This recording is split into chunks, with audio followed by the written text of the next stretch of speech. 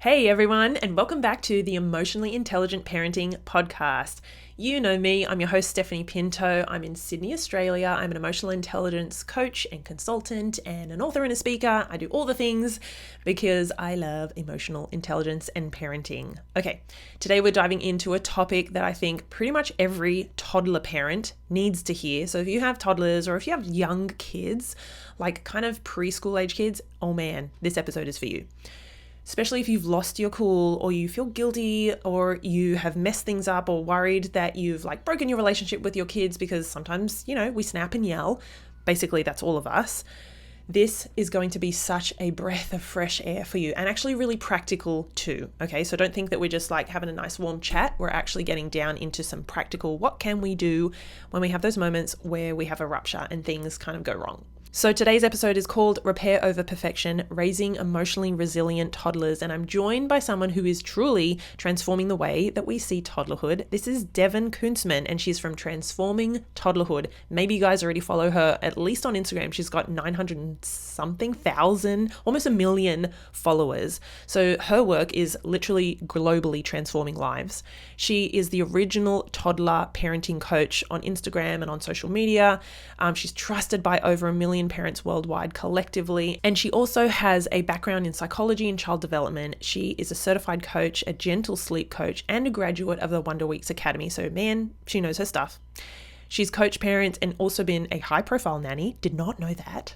She's managed an orphanage in Rwanda, and now she's the author of this brand new incredible book called Transforming Toddlerhood. This is out tomorrow. If you're listening to this on the day that I published this episode, then that's tomorrow, which is 21st October 2025. It's honestly a must read for parents who really want to replace that chaos and the guilt with more confidence and more connection. So we're going to be talking about why repair and not perfection is actually what builds emotional resilience. It actually also lowers shame and it strengthens the parent-child bond. So a lot of good comes out of these moments, and it kind of seems counterintuitive because we might yell and snap or tell off our kids, but actually there is, like I said, a lot of positive that can come out of it. Okay, so before we jump in, I want to acknowledge the Darug Nation. They are the traditional custodians of the land on which I live, work, and record this podcast. I want to pay respects to their elders, their ancestors, and I acknowledge that sovereignty was never ceded and stand in solidarity towards a shared future. Enjoy the episode, guys. It's so lovely to talk to you, Devon. How are you? I'm great. Thank you so much for having me. I'm really looking forward to this conversation because toddlers are a whole, I think, bag of joy, stress, ups, downs. It's this whole mix of emotions, I think. And it's just so, I think parents really, me included, when my kids were little, oh my goodness, I genuinely think that was probably one of the tougher times that I had as a parent, especially because, you're a new parent when you've got at least your first toddler. Anyway, so thank you for doing the work that you do. Thank you. I mean, toddlerhood is absolutely a challenging developmental period.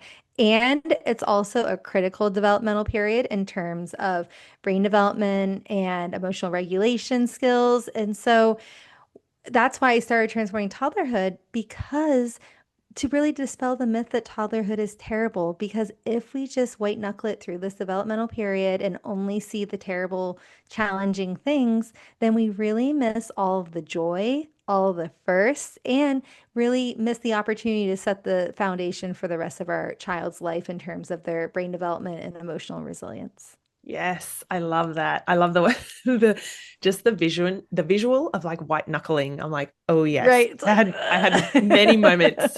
yes, me as well. Okay, so let's start with the heart of your message, which is repair over perfection. So I know that parents often feel a huge amount of pressure to get it right all the time. And so can you kind of explain what does repair mean in terms of parenting and why does it matter more than actually being perfect?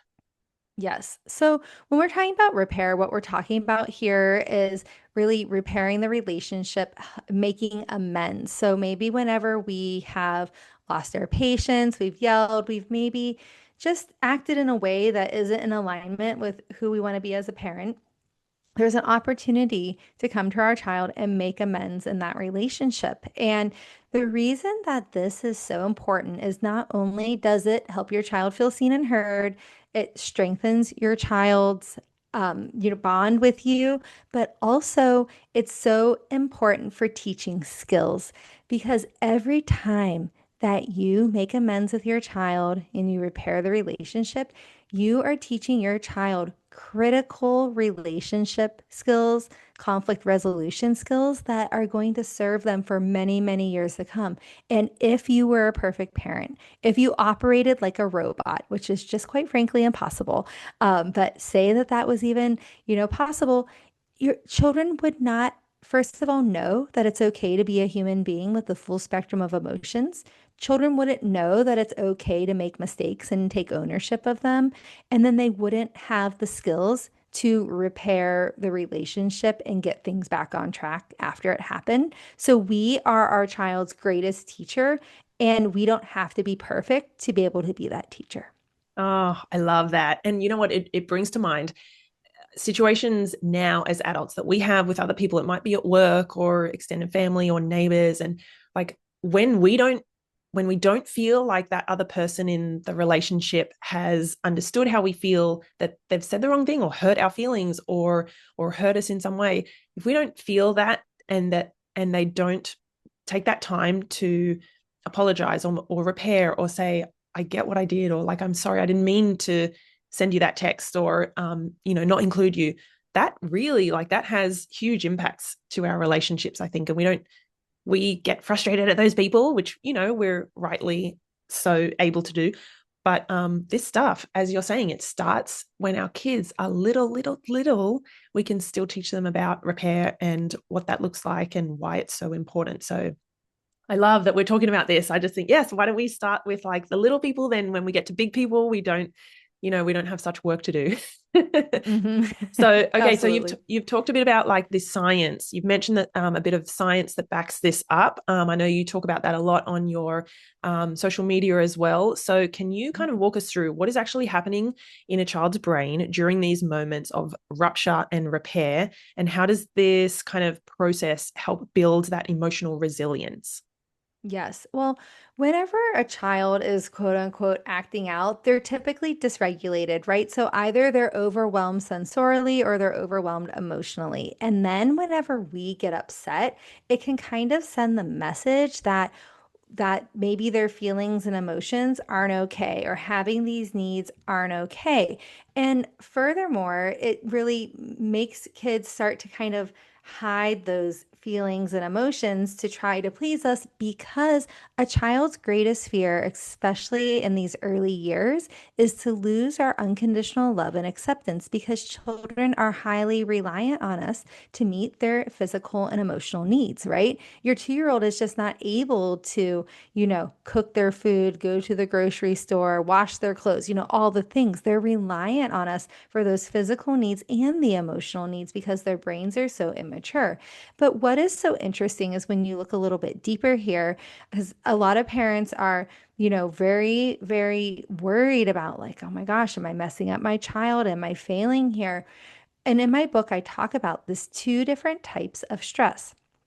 There's positive stress and toxic stress. And basically, positive stress is when we experience a stressful event, but we have a warm and loving support system to help us move through and process those feelings and emotions to act as a buffer. And toxic stress is when we experience prolonged stressors and other big, like traumatic stresses, and especially without having that warm, loving support system to act as that buffer. So every time that we choose to be vulnerable and that we choose to really show up as a human being, then we are giving our child that opportunity to have that buffer and for us to really take the moments where maybe we were just being human, right? We have our own feelings and emotions and needs, and we yelled or we lost our patience. Now you're giving the buffer there by repairing the relationship. Oh my goodness. Okay, so thank goodness it's just another message that says we don't have to be perfect. We are going to mess up, and we're sometimes going to lose our cool, and we're gonna act out of alignment of our values. And it doesn't mean we're bad parents or we are failing, right? Right. Oh, thank goodness. Okay, so you also talk about how repair can lower shame. Can you explain that, like for both parents and for kids? How does kind of that repair help change that family dynamic from guilt, blame to more of connection and growth? Like how does repair lower shame? Yeah. Well, this is really great because the first step in really repairing is taking ownership. And whenever we take ownership of, our words and our actions, it is really, really helpful because it goes from saying, "You made me so mad," which is making the child responsible for our feelings and emotions that can create a lot of shame and a lot of guilt, Yeah. to "I felt frustrated. I felt mad." Turning it into an I statement has you taking ownership. So, right there, that alleviates a lot of the stress and shame and guilt of the child, right? Because otherwise, when we're blaming the child and saying, "Oh, you're making me so mad, you're making me yell," that is a lot of pressure and responsibility put on a young child. On the flip side, though, whenever we have a child and, well, first of all, when we think about ourselves, right? And then the guilt that we feel as parents, what I always say is we can spend a lot of time looking through the rear view mirror in woulda, coulda, shoulda land, looking back at, "I could have done this, I should have done that," beating ourselves up. But that doesn't help us actually move forward. So whenever you take ownership of your um, your words and actions, you don't have to beat yourself up. You can actually just say, "I'm a human being and I messed up. That's not what I meant to do." And Oh. then you can look toward the horizon, out the windshield, looking forward at the horizon where you want to go and say, "Okay, what can I do next time to have this go differently?" Right? And so that is the difference between having a growth mindset and a fixed mindset. And so knowing that us taking ownership doesn't make us bad or wrong for being human beings, that we can use that in a growth mindset type of way to alleviate our own shame and guilt and embarrassment. It's really all about accepting our humanness and extending compassion to ourselves and our children. Oh, I love that. Okay, it sounds like what came to mind was the closing the loop when we act in a way our words or actions are not what we wanted to do. Instead of I have to write this down and steal it from you, the woulda coulda shoulda land. Right. I have never heard that. That's so good. Yes. And I think so many of us really live there, and we're like, man, why did I Hmm. do that? Like our head hits the pillow at the end of the night and we're like, damn it, I yelled again, or I didn't do that properly, and I'm telling them off for things I'm doing. I'm not perfect. And I love that, like, kind of owning your behavior. I think you said like taking responsibility or just being accountable for what you did, what you said, owning that. And that's kind of like in my brain closing the loop, saying, yes, I shouldn't have done that. That was on me. I'm sorry. I love you. And then the horizon, like looking forward to what can we do next time, something like this happens. I just think I love the way you simplify it. Like, I know in the moments we're still going to have like so many big feelings and emotions going on, Yes. but if we, outside of the heat of the moment like this, you're listening to this podcast, whoever you are, and you're kind of hopefully thinking, okay, it makes, like, there are some clear little easy steps that we don't have to like make it a huge mountain of like, this giant repair and apology. It's kind of just yeah, being compassionate to ourselves, owning our behavior, and then looking to the horizon. I love that. Yeah. um We have to look forward where we want to go. We can't spend too much time looking behind us. yeah, no, nothing. I think did you say something like, no, it's not benefiting us if we're just living back in that, like, feeling guilty and blaming ourselves and things like that. Okay, so let's get practical for a moment. What does a repair actually sound like in real life? Let's say after a parent yells, um because maybe their toddler had a huge meltdown. Can you give us like an example of maybe what a conversation might look like, or maybe what you said to your kids? Yes, absolutely. So actually, this I believe is on page 49 of my book because I started my new book with a whole section called the toddler parent. But really, it probably could just be called being a parent because it doesn't matter what age your child is. This section of the book can be super helpful. And I have a chapter dedicated called Becoming a Safe Parent, how we create that physical safety and that emotional safety. And so part of that emotional safety is the repair or making amends. So I've distilled it down to a four-step process that we can go through. So the first step, which I already spoke about, is taking ownership. So it's taking ownership of your behavior, of your words and actions. So you might say something like, oh gosh, I was feeling really frustrated. I lost control of myself and I yelled. That is not what I wanted to do in that situation, but that's what happened. Something like this. And then you want to check in with your child. The second step is to check in to assess the impact. So you want to say something to your child like, how was that for you? How did it feel? And if you have a 1 and 2-year-old, they probably won't respond, right? Because they don't have the expressive language skills yet. If you have an older child, they likely will. Or maybe they won't at first because they're going to be like, what? Because if this is something you've never done before, they might be like, hmm, So give it time. Practice something for at least 2 weeks before you decide to make any decisions about, your child's reaction to it. But if you have a 1 and 2-year-old, I highly recommend still doing it because children's receptive language develops before their expressive language, which means your child is understanding you before they're able to tell you that they understand you. So it's good practice for everyone, and really sets the foundation in the relationship. So if your child can respond back and they say something like, I didn't like it, or sad, or, something like this, then you might say, oh, you felt sad. Thanks for telling me. Oh, you didn't like it. I hear you. You really didn't like that. Thanks for telling me. So basically you just validate your child, whatever they said. So they feel seen and heard.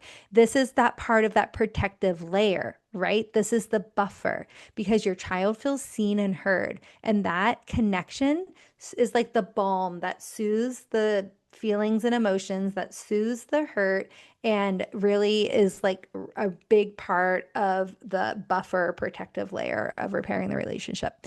Then you can apologize. You can say, I'm sorry. That's not what I meant to do. It wasn't about you. It's not your fault. Something like this. And then the last step, so important, it's do the redo. So this is how we hold ourselves accountable for creating new habits, for learning new skills and doing it differently. This shows our children that we are actually invested in having it go differently. So you might say something like, next time I'm feeling frustrated like this, I'm going to blank, or I'm going to practice blank. Say it out loud. Then practice it in that moment. It might feel silly at first. It might feel a little bit odd. Just take 10 seconds, 20 seconds, 30 seconds and practice it, because this is how you start to rewire your own brain to shift from those automatic responses to those automatic reactions to those intentional responses. And this is how your awareness will slowly start to back up, where you realize you yelled like 5 hours later. Then you'll realize like an hour later, 15 minutes later, 5 minutes later. Then you're going to notice you're yelling right in the middle of it. And you're going to be like, whoa, that's not what I meant to do. Let me try again here. Or let me take a deep breath and calm down. And then I'm going to try again. And then you'll start to notice the urge to yell and be able to stop yourself. But that awareness is so important, and then the practicing of something different so we can create those new habits and those new neural pathways and connections. Oh, okay, brilliant. I love that it is a 4-step process, and that those steps in and of themselves, they don't take you like minutes or hours to, I It think can be you've, quick. yeah, they can be quick. So it's really doable. And as you mentioned, so actually you talked about the receptive and expressive language. So a lot of the people who are listening will know before I did this work, I was a pediatric speech pathologist. So I worked Oh, with kids and families on speech, language, communication, and everything. And I'm such a huge advocate for like talking to your kids, having conversations with them, even if, as you said, you're not sure that they'll be able to answer you back or if they'll kind of get it. I'm like, still communicate and talk with them anyway because, as you said, their receptive language is going to be higher or stronger, I guess, than their expressive. And so they are taking in a lot of what you're saying and doing, even if you feel like they're not really going to give me much back. That is totally okay. So I love that. And also, let me just quickly mentioned, you talked about building a habit. And can I just say, oh my goodness, habits they absolutely can be shifted, they can be changed, they can be learned, they can be unlearned, but man, it can be hard. So I'm just so happy that you've been talking about not being perfect and not being a robot and not being a Zen monk all the time, because habits take time. We're going to maybe practice this. We're going to buy your book. We're going to read it. We're going to be like, oh my goodness, I know what to do. Like I've got now a bit of a blueprint. And then maybe next week or the next day, we might snap at our kids. And that doesn't mean we failed, right? It doesn't, does it? right.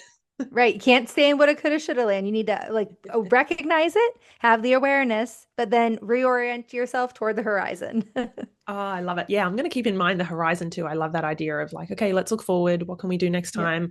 I am Mhm. still learning too, Yes. as a parent. Like it's not that I'm supposed to have this all figured out. Yep, exactly. I mean, we're all human beings and we're all going to have feelings, emotions, and needs, days that we're under resourced, whether we didn't have enough sleep, we don't have enough support, we got, too many stressors piled on top of us, and it's just going to happen from time to time. So that's why I always say practice makes progress, not perfection. And each and every moment is an opportunity to practice again. All you have to do is accept the invitation. Oh, that is absolutely brilliant. All you have to do is accept the invitation. It's just an opportunity. Whoa. Yep. Okay, so let's do a rapid fire. Number one, what is your book called? My book is called Transforming Toddlerhood: How to Handle Tantrums and Power Struggles and Raise Resilient Kids Without Losing Your Mind. I'm so excited. Okay, so this is going to air on, well, it'll be Monday, Sydney time. I'm in Sydney, Australia, so it'll be Sunday, I think for the US, but Monday 20th. So your book is going to be out tomorrow. If you're listening to this, like on the day that I release the episode, the book is out on the 21st of October, correct? Hmm. Oh my goodness. Yep. And another rapid fire question. What brought you to write this book?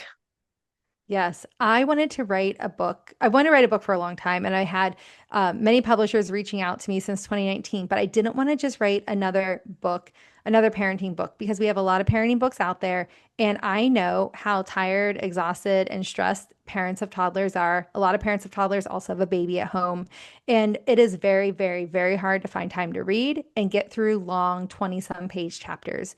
So I wrote the first comprehensive quick reference guide for toddlerhood, where it's 45 mini chapters covering just about every challenge you're going to face throughout toddlerhood, whether it's sleep challenges, independent play, sharing, parental preference, whining, tantrums, screen time, setting limits, your partner is not on the same page, anything you feel like you're going to yell. I have solutions for each and every one of these things because I wanted parents to stop Googling, stop scrolling Instagram, and just have one trusted resource that they can flip to in the moment to find the answers they need when they need them. Oh, that is so good. 45 mini chapters. Like that sounds so doable. Like you could just open to a chapter and be like, bam, I'm just going to read for 5 minutes and get some goodness in there. Mhm. Yeah, Awesome. that's all you Okay. need. So good. All right.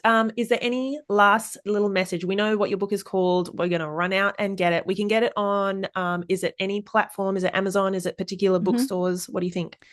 You can buy the book now. You can pre-order it, and as you said, it's going to be out in just a day. And you can buy it on Amazon around the world, and you can also buy it from your local booksellers as well. Okay. And so if you're overseas, if you're not in the States, like if you're over here in Australia or somewhere else, you'll be able to get it online. So don't stress. It's going to be in your hands hopefully before you know it. I have had such a great time talking to you, Devon. Is there any last little message that you kind of want to leave parents with who are listening? Yes, I just want to say that you don't have to have it all figured out, and it's okay to learn alongside your child.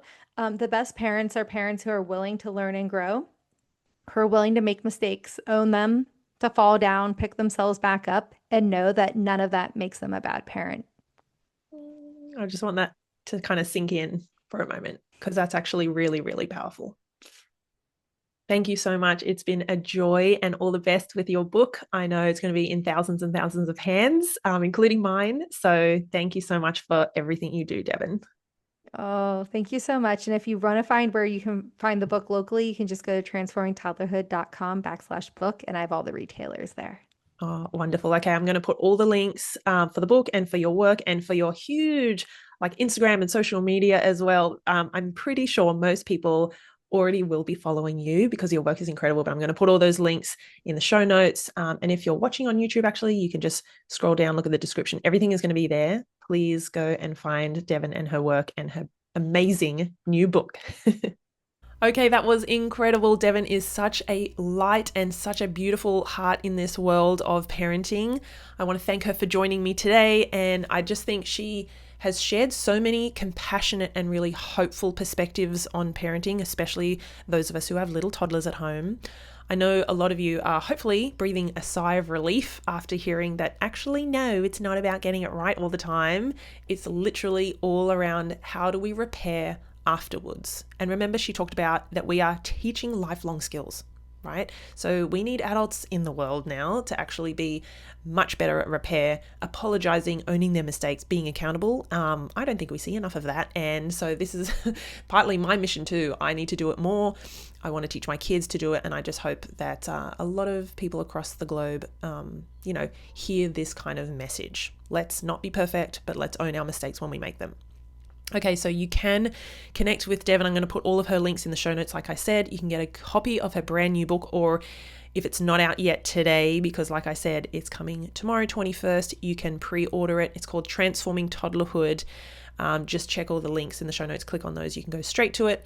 And if today's conversation kind of reminded you that actually maybe you're doing better than you think, then I would love you to share this with another parent, someone else who actually might just need the same reminder. Because this parenting gig is pretty tough sometimes. So please share it. You can send it directly to someone. You can put it on your socials. You can share it on your stories or Facebook or Instagram. That would honestly be amazing. You do not know the people who will see it and be like, I'm going to click on that. Like, what is that about? And then they hear it and you may have just changed a life. Okay. Thank you so much for listening. And as always, please keep raising those emotionally intelligent and resilient kids, one imperfect moment at a time.